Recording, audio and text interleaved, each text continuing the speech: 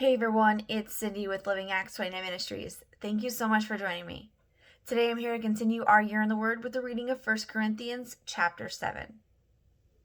Now concerning the things of which you wrote to me, it is good for a man not to touch a woman. Nevertheless, because of sexual immorality, let each man have his own wife, and let each woman have her own husband. Let the husband render to his wife the affection due to her, and likewise also the wife to her husband. The wife does not have authority over her own body, but the husband does. And likewise, the husband does not have authority over his own body, but the wife does. Do not deprive one another except the consent for a time, that you may give yourself to fasting and prayer, and to come together again, so that Satan does not tempt you because of your lack of self-control. But I say this as a concession, not as a commandment. For I wish that all men were even as I myself, but each one has his own gift from God, one in this manner and another in that. But I say to the unmarried and to the widows, it is good for them if they remain even as I am. But if they cannot exercise self-control, let them marry. For it is better to marry than to burn with passion. Now to the married I command, yet not I, but the Lord. A wife is not to depart from her husband, but even if she does depart, let her remain unmarried or be reconciled to her husband.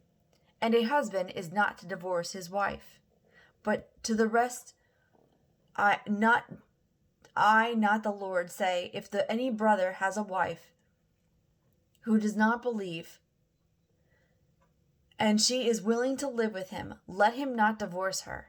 And a woman who has a husband who does not believe, if he is willing to live with her, let her not divorce him. For the unbelieving husband is sanctified by the wife, and the unbelieving wife is sanctified by the husband. Otherwise, your children would be unclean, but now they are holy. But if the unbeliever departs, let him depart. A brother or a sister is not under bondage in such cases. But God has called us to peace. For how do you know, O wife, whether you will save your husband? Or how do you know, O husband, whether you will save your wife? But as God has distributed to each one, as the Lord has called each one, so let him walk. And so I ordain in all the churches. Was anyone called while circumcised? Let him not be uncircumcised. Was anyone called while uncircumcised? Let him not be circumcised. Circumcision is nothing, and uncircumcision is nothing. But keeping the commandments of God is what matters. Let each one remain in the same calling in which he is called. Where we are called while still slaves, do not be concerned about it, but if you can be made free, rather use it.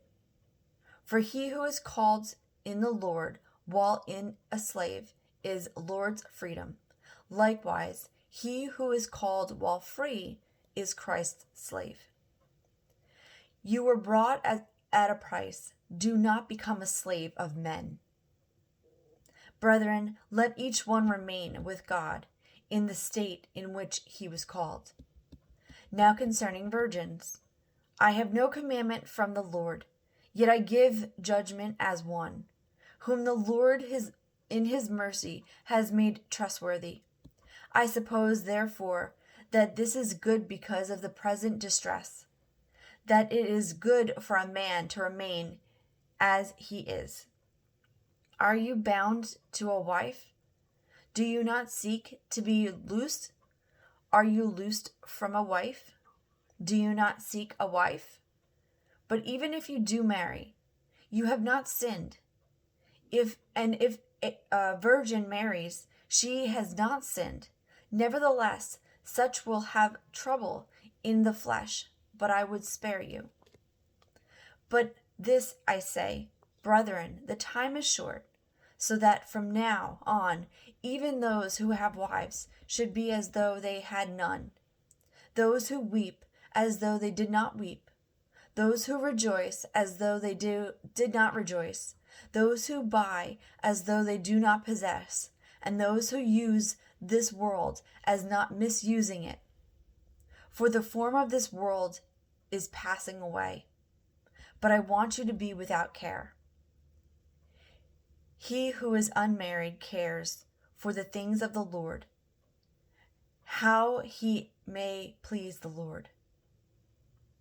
But he who is married cares about the things of the world, how he may please his wife.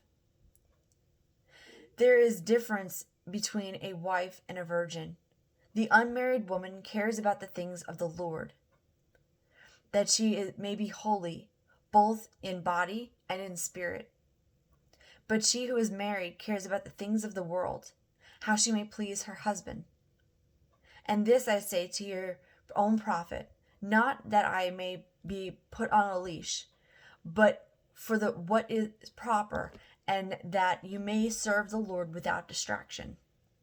But if any man thinks he is behaving improperly towards his virgin, if she is past the flower of youth, and thus it must be, let him do what he wishes. He does not sin.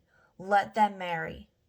Nevertheless, he who stands steadfast in his heart, having no necessities, but has power over his own will, and has so determined in his heart that he will keep his virgin, does well.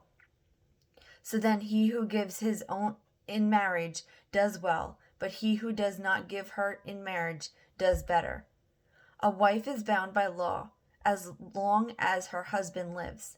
But if her husband dies, she is at the liberty to be married to whom she wishes, only in the Lord. But she is happier if she remains as she is, according to my judgment, and I think I also have the Spirit of God. Thank you so much for joining me today. Stay tuned tomorrow for a continued reading of 1 Corinthians chapter 8.